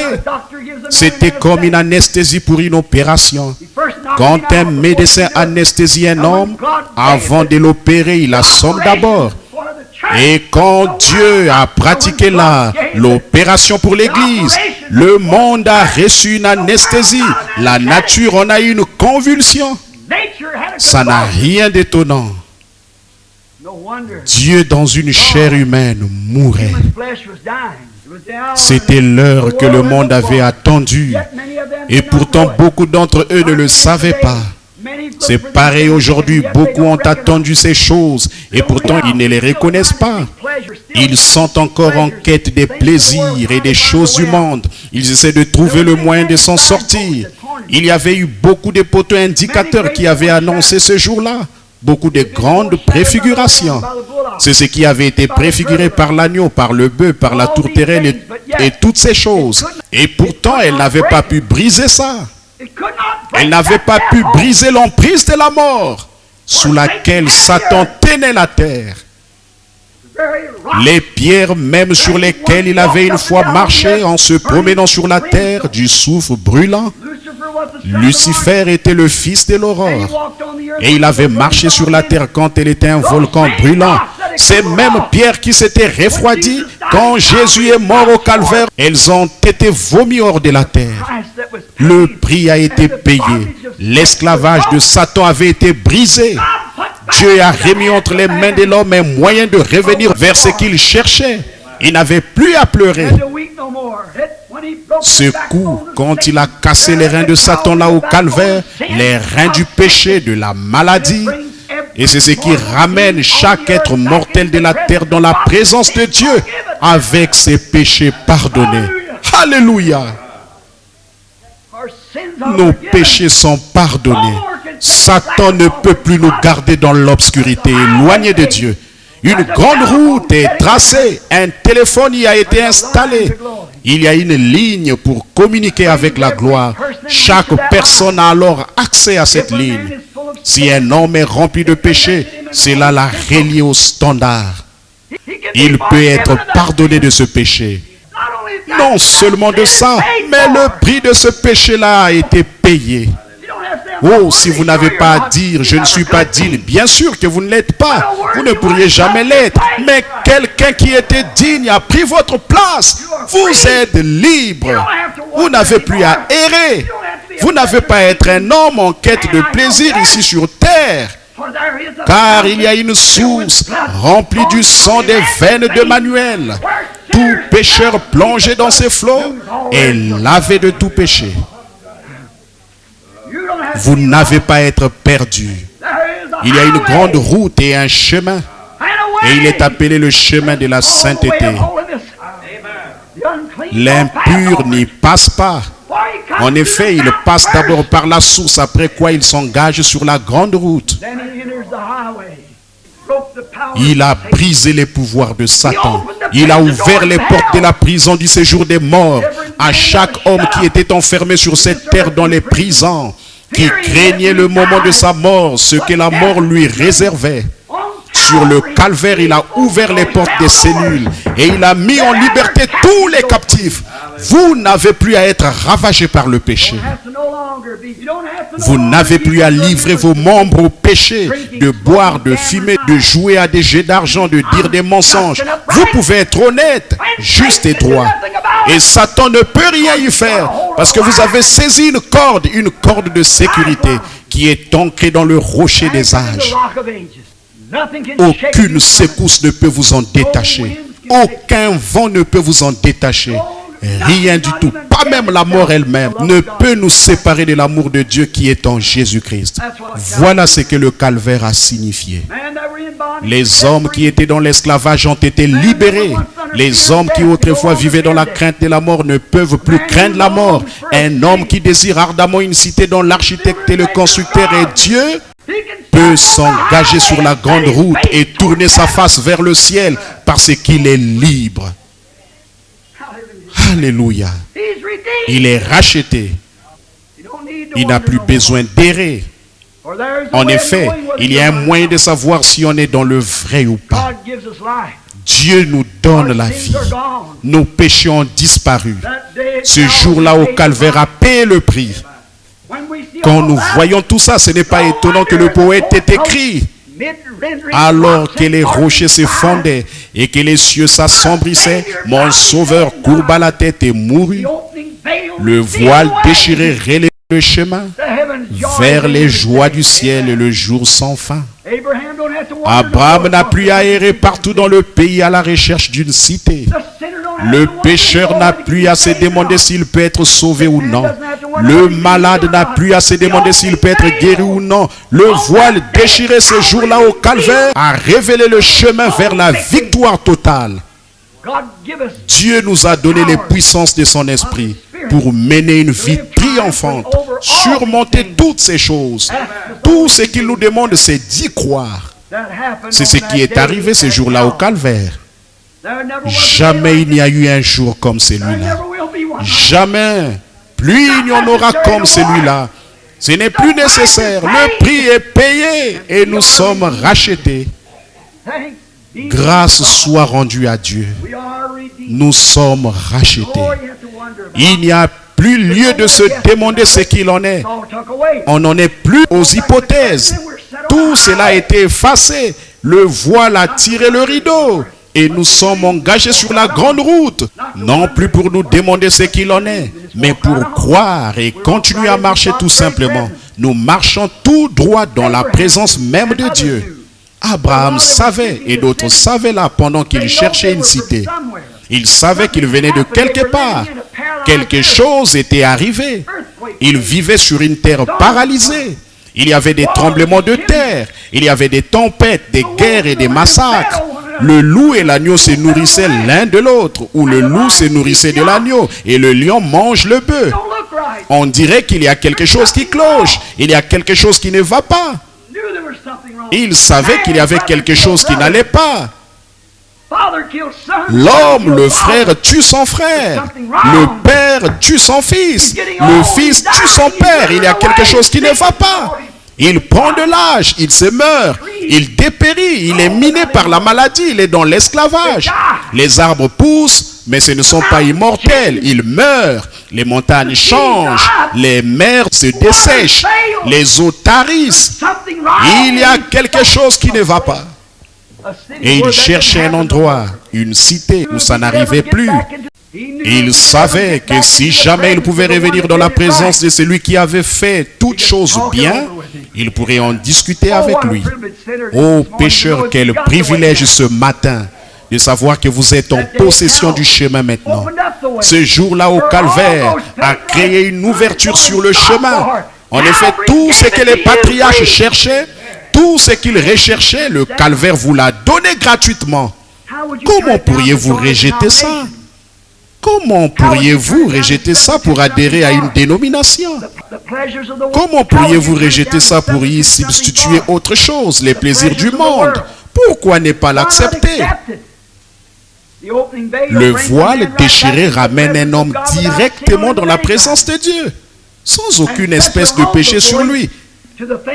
Et il met devant lui une route qui mène vers ce qu'il cherche. Le ciel, la gloire, la paix, la vie éternelle, tout est droit devant lui. Ce jour-là a porté le coup mortel au pouvoir de Satan. Il a mis fin à tout. Et je peux le voir là-bas, c'était lui l'agneau de l'Éden, dès la toute première ombre qui en est apparue. Quand Abel, par la foi, a offert à Dieu un sacrifice plus excellent que celui de Caïn, il a dû attacher une liane autour du cou de l'agneau. Il a tiré jusqu'au rocher. Il a pris une pierre dans sa main pour lui servir de lance et il a renversé sa petite tête et il a martelé, l'a mis en pièces jusqu'à ce qu'il meure. Et sa laine était imbibée de son propre sang. Il baignait dans son sang. C'était une ombre. Mais ces jours-là au calvaire, là ce n'était pas un agneau de cette terre, mais c'était l'agneau de Dieu qui mourait, qui baignait dans son propre sang. Le monde l'a mis en pièces, l'a martelé, l'a battu, lui a craché dessus, l'a frappé brutalement, l'a giflé et tout. Et le sang tombait goutte à goutte de ses cheveux. Quand l'agneau d'Abel est mort, il est mort en parlant dans une langue qu'Abel ne pouvait pas comprendre. Il bêlait. Et quand l'agneau de Dieu est mort ce jour-là au calvaire, il a parlé dans une langue. Personne ne l'a compris. Mon Dieu, pourquoi m'as-tu abandonné? C'était l'agneau de Dieu mis en pièces, martelé. C'était lui l'agneau même auquel pensait Abel. Quand il a vu la sémence promise de la femme, c'était lui l'agneau que Daniel a vu, qui s'était détaché de la montagne sans le secours d'aucune main. C'était lui la roue au milieu de la roue pour le prophète. Tout ce qu'il avait vu d'avance s'est réalisé ce jour-là au calvaire. C'est ce qui a amené cette grande chose. C'est ce qui a cassé les reins de Satan. Premièrement, nous devrions chercher ce que ce jour-là a signifié. Deuxièmement, nous devrions voir ce que ce jour-là a fait pour nous. Alors, ce qu'il a fait pour nous. Alors, troisièmement, regardons ce que nous devrions faire pour ces jours-là. Qu'est-ce que nous devrions faire? D'abord, nous devrions l'examiner. Car c'est un grand jour, le plus grand de tous les jours. Le prix du péché a été réglé. Le pouvoir de Satan a été brisé. Et maintenant, nous voulons voir ce que nous devrions faire en retour. Maintenant, en retour, quand Jésus est mort au calvaire, sur le calvaire ce jour-là, non seulement il a payé le prix de nos péchés, mais il a aussi payé le prix et il a pourvu d'un moyen pour que nous puissions le suivre. En effet, les Adams déchus qui avons été rachetés, comme l'Esprit conduisait Adam, le premier Adam par l'Esprit, qui avait autorité sur toute la nature. Ainsi, nous, le deuxième Adam, nous les hommes de la terre, nous avons été rachetés par Christ. Depuis le jour du calvaire, nous pouvons le suivre. Alors, quand il est mort au calvaire, il a pourvu d'un moyen. Il a rendu l'Esprit, le Saint-Esprit. C'est ainsi qu'il a été envoyé, renvoyé sur terre, pour que vous et moi, nous en vivions. C'est ce que le calvaire signifie pour nous, de le suivre lui. D'abord, l'examiner, voir ce qu'il a fait pour nous. Maintenant, qu'est-ce que nous devons faire pour lui? Vous et moi, qu'est-ce que nous devons faire? Bon, disons, eh bien, j'apprécie ça, c'est vraiment formidable. Mais nous devons l'accepter. Et l'accepter, c'est accepter sa personne, Christ, dans notre cœur. Alors nous sommes libérés du péché. Par conséquent, nous ne sommes retenus dans aucune de ces chaînes du péché. Aucune. Dieu, c'est tout comme si nous n'avions jamais péché. Le sacrifice parfait nous a rendus parfaits. En effet, Jésus a dit, « Soyez donc parfaits comme votre Père céleste est parfait. » Donc, il n'y a rien d'autre à faire, mais nous sommes rendus parfaits dans la présence de Dieu. Or, c'est là que nous perdons notre position. Si nous ne sommes pas vigilants, nous chercherons à regarder en arrière à ce que nous étions. Et tant que nous regardons en arrière à ce que nous étions, le sacrifice ne signifie rien pour nous. Oh, vous le voyez, n'est-ce pas l'Église? Et je ne voudrais même pas essayer de faire ce travail. Je ne peux pas, ni vous non plus. Inutile d'essayer. Vous êtes perdus dès le départ tant que vous regardez à ce que vous avez fait. Mais ne regardez pas ce que vous avez fait. Regardez ce que ce jour-là au calvaire a fait pour vous.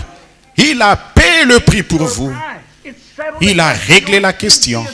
Si vos péchés sont comme le cramoisi, ils sont blancs comme la neige, rouges comme la pourpre, blancs comme la laine. Alors vous n'avez pas de péché, vous êtes parfaitement sans péché. Peu importe ce que vous avez fait et ce que vous faites, vous êtes quand même sans péché. Pourvu que vous ayez accepté Jésus-Christ comme votre sauveur, vos péchés sont pardonnés. Tout ce qui est pardonné est remis et oublié. Alors, qu'est-ce que cela a pour conséquence? Cela vous donne, après avoir rempli cette condition, son esprit pour pouvoir le suivre et faire comme lui a fait pour les autres qui vont suivre. Il n'était qu'un seul homme, l'homme parfait. Il a donné sa vie à lui. Il vous a donné un exemple. Maintenant, qu'est-ce que nous devons faire?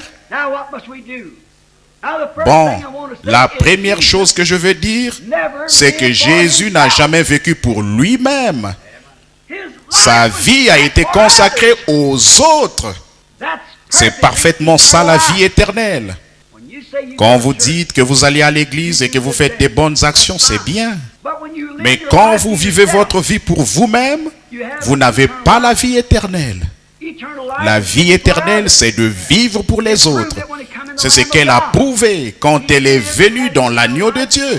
Il vivait et il avait la vie éternelle parce qu'il ne vivait pas pour lui-même, il vivait pour les autres. Et vous recevez la vie éternelle en recevant ce jour-là, alors vous ne vivez plus pour vous-même, vous vivez pour les autres. Quelqu'un disait, comment pouvez-vous laisser des gens vous traiter de tous les noms comme ça? Vous ne vivez pas pour vous-même, vous vivez pour les autres. Pour pouvoir racheter cet homme-là, vous devenez des fils. Et le problème, c'est que l'Église l'a oublié, qu'ils sont des fils. Vous êtes un fils. Vous prenez la place de Christ. Vous êtes un fils. Alors ne vivez pas pour vous-même, vivez pour les autres. Eh bien, frère, madame, je peux vivre pour ce frère-ci parce que c'est un homme vraiment sympathique. Ce n'est pas ça. Vivez pour l'homme qui vous est. Vivez pour la personne qui vous tuerait si elle le pouvait. C'est ce qu'ils lui ont fait. Ils l'ont tué et il est mort pour pouvoir les sauver. C'est ça la vie éternelle. Nous, c'est ça que vous avez dans votre cœur. Alors vous vous dirigez vers le ciel. Mais vous sacrifiez les choses qui vous appartiennent. Vous les abandonnez comme le mouton donne sa laine. Vous regardez plus loin en direction du calvaire. J'espère que ceci vous aide à vous positionner. C'est ça que le tabernacle, c'est ça que tous les gens doivent faire. Il faut trouver ce que vous êtes et quel est le but. L'église, il ne s'agit pas d'aller à l'église rien que pour jouer de la musique et de chanter des cantiques. L'église est un lieu de correction. Le jugement commence par la maison de Dieu.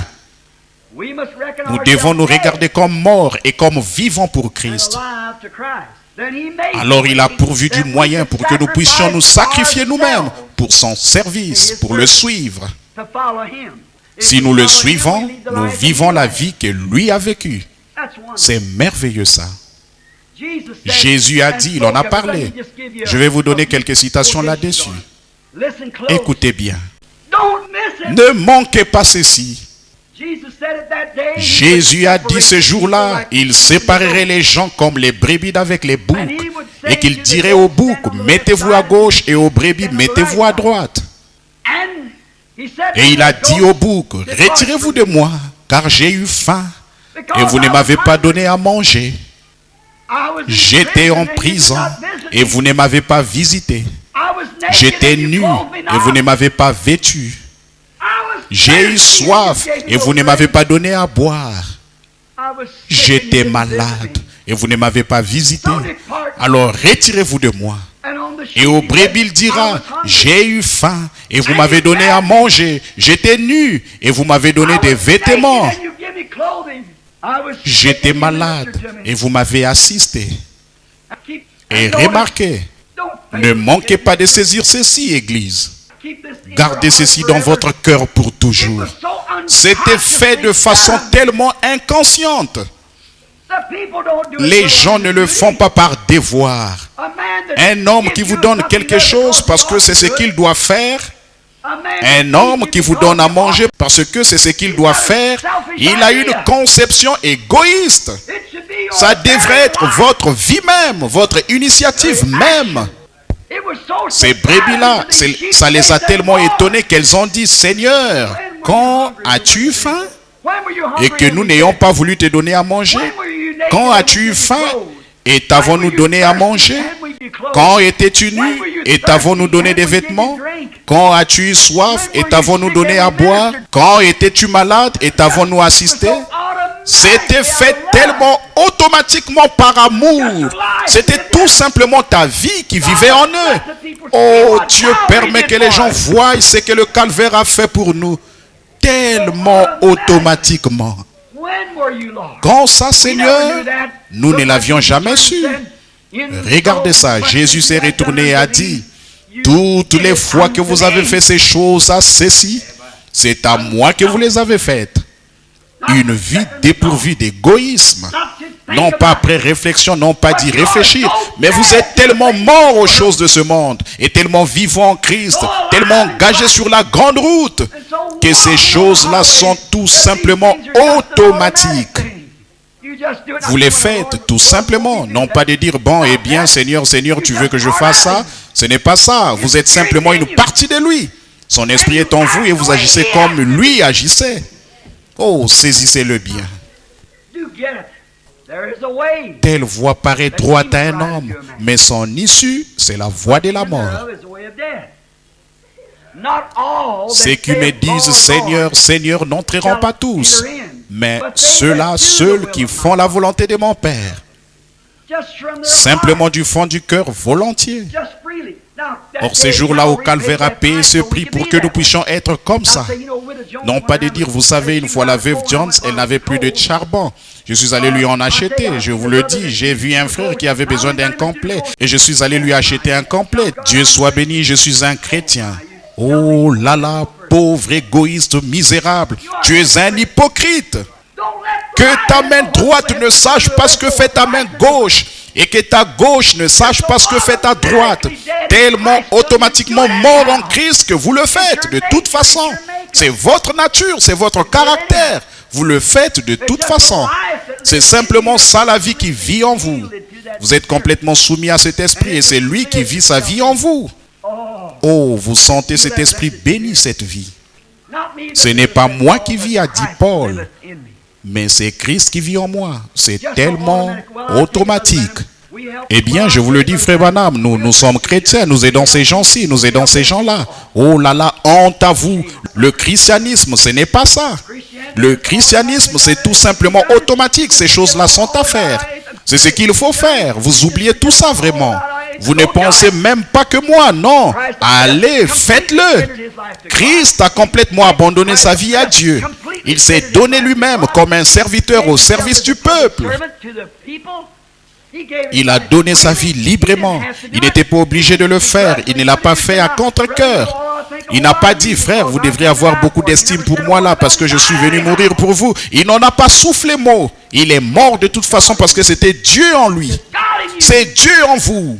C'est Dieu en moi qui fait que nous considérons les autres. Les brebis d'un côté. L'un d'eux dira, eh bien Seigneur, j'ai fait ceci, et Seigneur, j'ai fait cela. Il a dit, retirez-vous de moi, vous ouvriez d'iniquité. Je ne vous ai même jamais connu. Si l'Église pouvait en arriver à saisir ces réalités fondamentales, que ce n'est pas quelque chose que vous essayez de faire, que vous vous forcez à faire, c'est quelque chose qui est né en vous. Pardonne-moi mon ami pentecôtiste. Je suis pentecôtiste. Mais mes amis pentecôtistes en sont au point où il faut qu'il y ait beaucoup de musique très rythmée. Le battement des orchestres, de taper des mains ou des tambourins ou de faire pousser des cris aux gens, ça ce n'est que de l'émotion. Les fanfares jouent avant la bataille. On fait ressentir l'émotion de la bataille aux gens. La musique, je crois ça. Taper des mains, je crois ça. Mais je crois à ces choses. C'est tout à fait vrai. Nous devrions avoir ces choses. Mais vous avez négligé les grandes choses. C'est cette vie de sacrifice de soi que Dieu vit en vous. De faire automatiquement ce qui est bien, parce que c'est bien. De continuer à avancer tout simplement, de trouver ça tout naturel, de mener cette vie-là tout simplement. Alors vous regardez, vous voyez ce qui se passe. Simplement, vous êtes sur la grande route. C'est ça que le calvaire a signifié pour vous. Sur la grande route qui a été ouverte ce jour-là pour vous. Maintenant, souvenez-vous, vous ne pouvez pas être moitié bouc, moitié brebis. Ils ne sont pas compatibles. Bon, il y a beaucoup de gens qui disent, oui, vous savez quoi, nous avons une organisation dans notre groupe, nous aidons les pauvres, nous faisons ceci. Il n'y a pas de mal à ça. Mais vous chantez vos propres louanges. Ne faites pas ça. Faites vos aumônes en secret, a dit Jésus. C'est tout simplement automatique. C'est quelque chose en vous. Ça ne vous demande pas plus que d'aller chercher un peu d'eau. Vous avez soif. Si votre voisin a soif, vous pensez à lui aussi. Le besoin du voisin, vous pensez à lui autant que s'il s'agissait de votre besoin à vous. Et vous n'y faites même pas attention. Vous continuez à mener votre vie tout simplement. Or, vous ne pouvez pas être moitié brebis, moitié bouc. Donc, si vous dites, eh bien, notre église a une organisation. Nous donnons aux pauvres et nous faisons ceci et nous faisons cela et nous faisons telle autre chose. Si vous avez cette partie-là sans avoir l'autre, la vie de Christ en vous, vous le faites absolument en vain. Jésus, Paul a dit dans 1 Corinthiens 13, « Quand je donnerai tous mes biens pour la nourriture des pauvres, quand je livrerai même mon corps pour être brûlé comme sacrifice, cela ne me sert de rien. » C'est dur à entendre ça, mais c'est la vérité. Vous devez en arriver à saisir cette réalité. Reconnaître ce que le calvaire a fait pour vous. Nous le regardons et nous disons, « Oh oui, c'est bien. » Ce n'est pas ça. Si ce fils de Dieu-là, il lui a fallu aller au calvaire pour y être crucifié, chaque fils qui vient doit aller à un calvaire. Il doit lui aussi avoir un calvaire. Vous devez avoir votre jour au calvaire. Je dois avoir mon jour au calvaire. C'est ce qui règle la question du péché. Ce n'est pas de serrer la main du prédicateur. Ce n'est pas d'entrer dans l'église en se faisant secouer, ni d'y entrer par une lettre, ni d'y entrer par une profession, mais d'y entrer par une naissance. Il n'a jamais donné une lettre. Il n'a jamais donné une profession. Il a donné une naissance. C'est comme ça que nous y entrons. Alors à partir de là, nous vivons automatiquement des vies chrétiennes. Maintenant, une autre remarque. Moitié bouc, moitié brebis, ça n'existe pas ça. Vous n'êtes pas moitié bouc, moitié brebis. Vous êtes soit bouc, soit brebis. Or, si vous faites simplement des bonnes actions et que vous pensez pouvoir y entrer à cause d'elles, dans ce cas-là, le jour du calvaire n'aurait pas été nécessaire. La loi, on avait déjà ça. Mais puisqu'il a fallu un jour du calvaire, c'était afin d'introduire ça.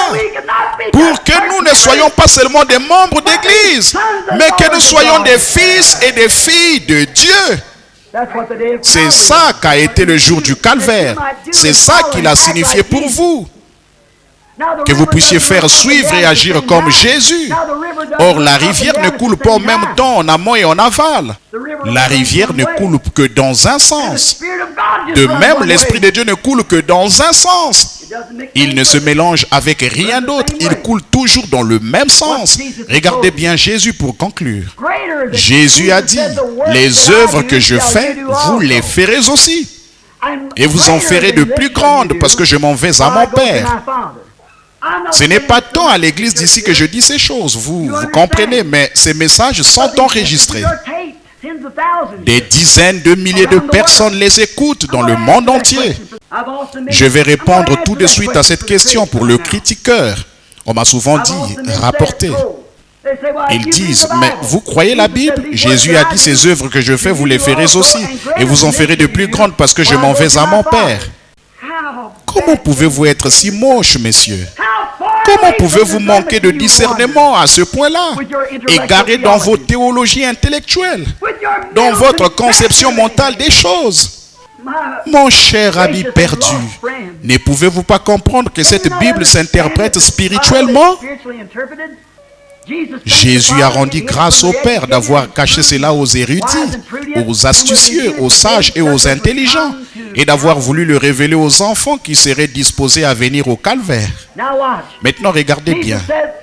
Jésus a dit, regardez bien comment il a exprimé ça.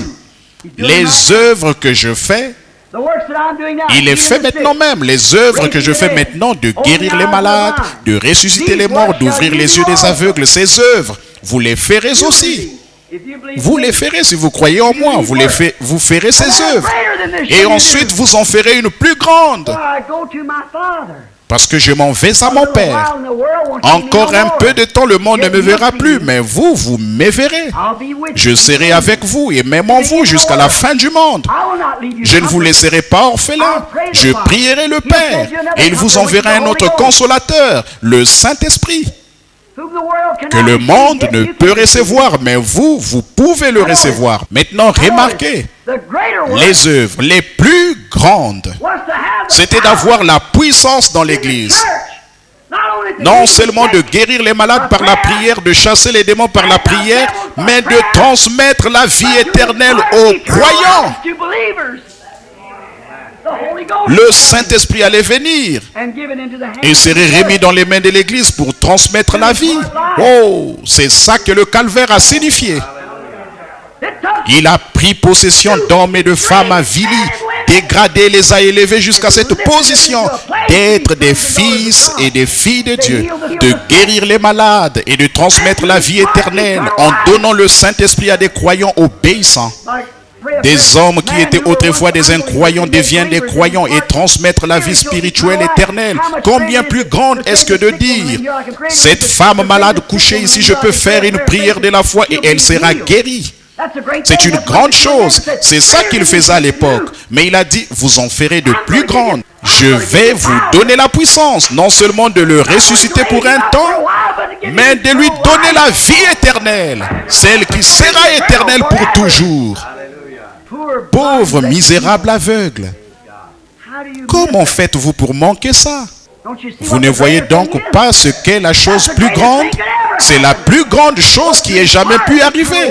C'était de transmettre la vie éternelle à des gens. La vie éternelle, qu'est-ce que c'est? La vie qu'il a vécue, la vie qui était en lui, de la transmettre à d'autres. Est-ce qu'un homme peut faire ça? Un fils de Dieu le peut. Jésus a dit, ceux à qui vous remettrez les péchés, ils leur seront remis. Ceux à qui vous les retiendrez, ils leur seront retenus. Or, c'est là que l'Église catholique et beaucoup d'autres ont fait leur grande erreur. Ils se présentent là et disent, je pardonne vos péchés. Ce n'était pas ça. Comment les péchés leur étaient-ils pardonnés dans la Bible? Pierre a répondu à cette question le jour de la Pentecôte. Ils ont dit, que pouvons-nous faire pour être sauvés? Comment pouvons-nous recevoir ce que vous avez? Il a rédigé l'ordonnance. Il leur a dit ce qu'il fallait faire.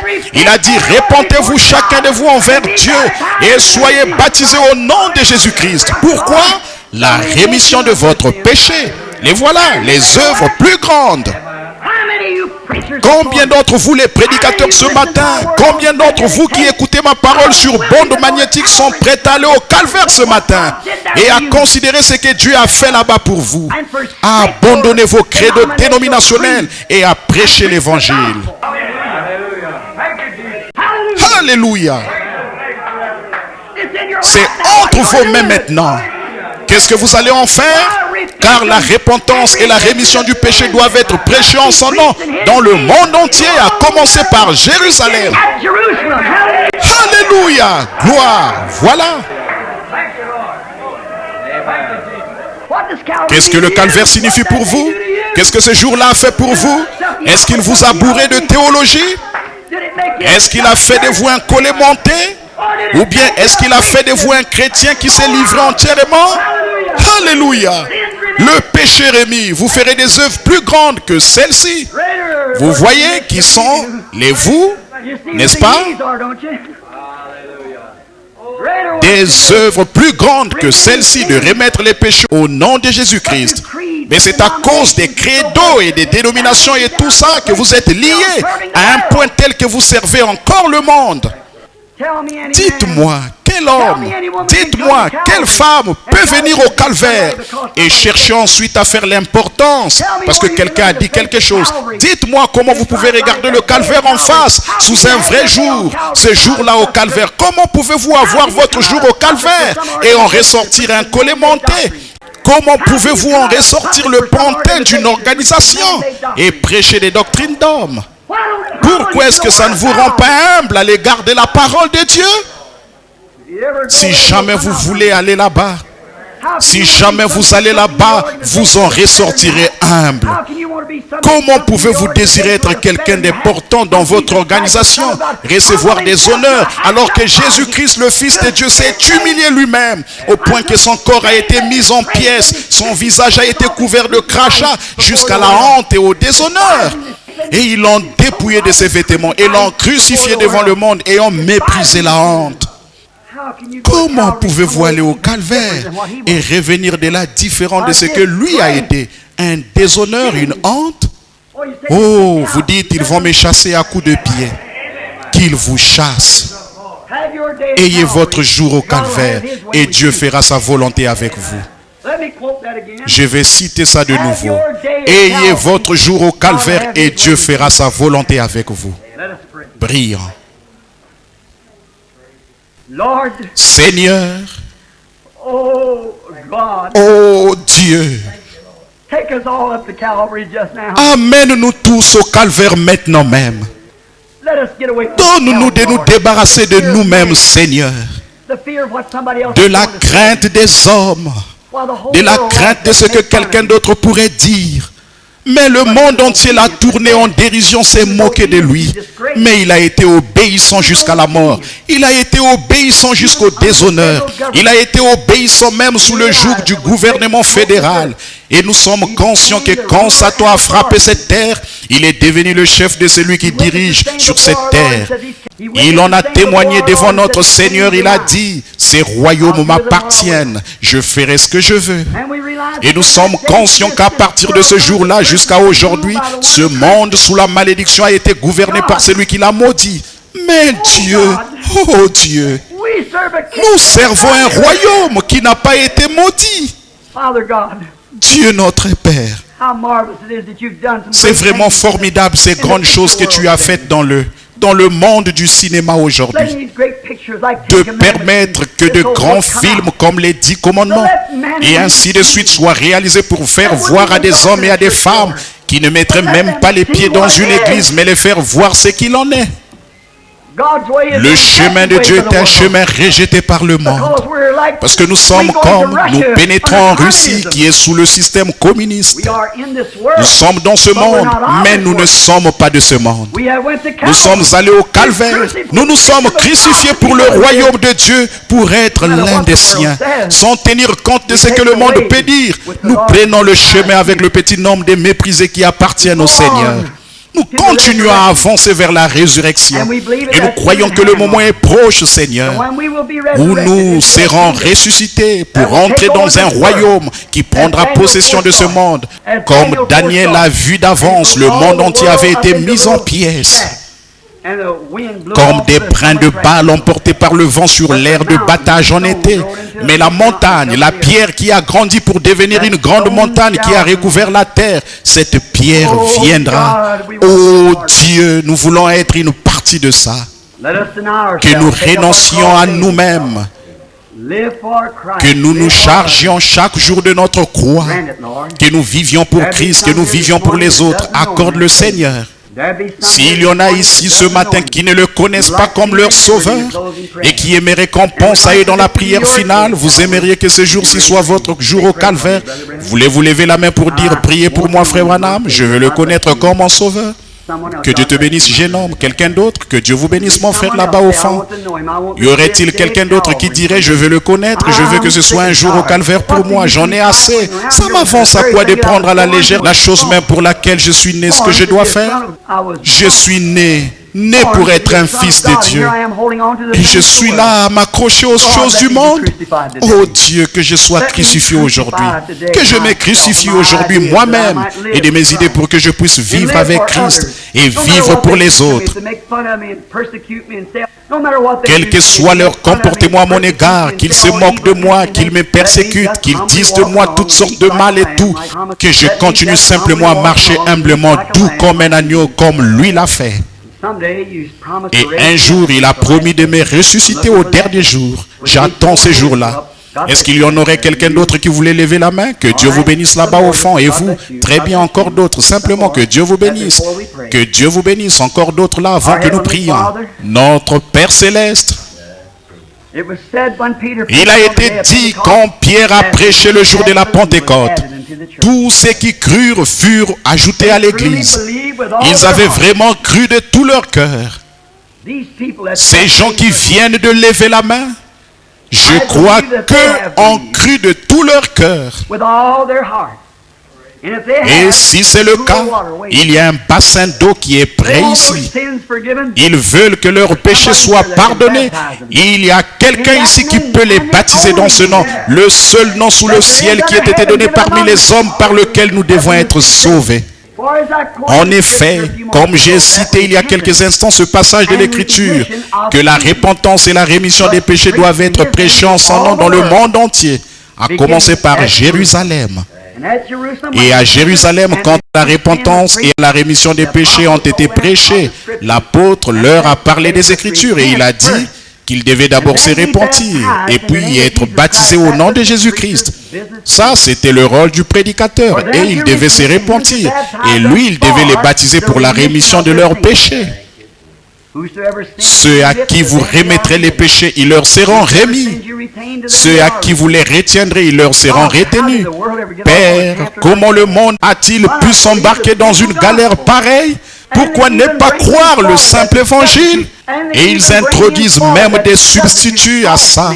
De faux noms, un faux baptême, de faux baptême du Saint-Esprit. De serrer la main des ministres, d'employer des titres de Père, Fils, Saint-Esprit, ce qui ne se trouve nulle part dans les Écritures. C'est un document fait par des Romains. Ce n'est pas un enseignement chrétien nulle part dans la Bible. La rémission des péchés, la rémission ne peut pas se faire au moyen d'un titre, mais au moyen du nom de Jésus-Christ. Or, Père, nous savons que c'est très impopulaire. Tes voix ont toujours été comme ça. Mais permets ce matin que des hommes et des femmes en viennent à ce jour-là du calvaire. Alors que Jésus ayant méprisé ce jour, cette honte-là d'être dépouillé de ses vêtements, d'être mis en pièces, de recevoir des crachats et d'être la rusée du monde entier de l'Église, des gens qui auraient dû l'aimer. Et pourtant, malgré tout ça, il n'a pas ouvert la bouche. Et il est allé mourir pour ces gens qui se moquaient de lui. Oh Dieu, amène-nous au calvaire ce matin. Et s'ils disent que nous sommes fous, s'ils disent que nous avons mal compris les Écritures, qu'ils disent tout ce qu'ils voudront. Oh Dieu, ils ne peuvent pas se tenir dans la présence de Dieu et dire que c'est faux. Ils ne peuvent pas couvrir leurs péchés par la Bible. La Bible découvre leur péché, leur incrédulité, d'être populaires, de faire comme tout le monde. Qu'ils viennent au calvaire ce matin. Et à commencer par Jérusalem, la repentance et la rémission des péchés doivent être prêchées en son nom à toutes les nations, à commencer par Jérusalem. Qu'ils fassent eux aussi ce pas-là, celui du crucifiement, d'être mis en pièces, d'être couvert de crachats, d'être un objet de rusée, d'être traité de tous les noms possibles et imaginables de renégats religieux, de démolisseurs d'églises, traités de tous les noms qu'ils voudront. Puissions-nous ce matin, Seigneur, prendre le chemin avec le petit nombre de méprisés qui appartiennent au Seigneur. Puissions-nous marcher comme les apôtres, sans nous en détourner ni à droite ni à gauche, et servir Dieu de bon cœur. Accorde le Père. Ceux qui ont levé la main, puissent-ils se repentir du fond du cœur maintenant même. Ceux qui, pendant si longtemps, sont restés en arrière, puissent-ils s'avancer rapidement vers l'eau et recevoir la rémission de leurs péchés par le nom du sacrifice Jésus-Christ, le Fils de Dieu. Amen.